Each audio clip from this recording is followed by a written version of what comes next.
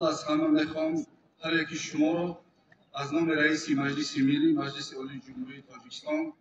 رئیس شهر دوشنبه، پرزیدنت اساسیاسیون فوتبال آسیای مرکزی، پرزیدنت فدراسیون فوتبال تاجیک محترم حسین امالی و مناسبت روز جهانی فوتبال صمیمانه تبریک و مبارکباد نمایم.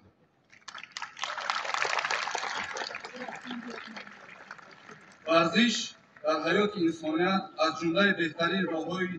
بهداشت سلامتی و پیشبرد طرز حیات سالم، اینچنین وسیله مهمترین پیوند خلق و ملت‌های گوناگون به شمار می‌روند. امروز ما در زیر پرچم وحدت و فضای صلح و ثبات کشور محبوبمان در این مکانی برای ورزشگران مخصوصاً فوتبالبازان آشنا ورزشگاه مرکزی شهر دوشنبه جمع آمده‌ایم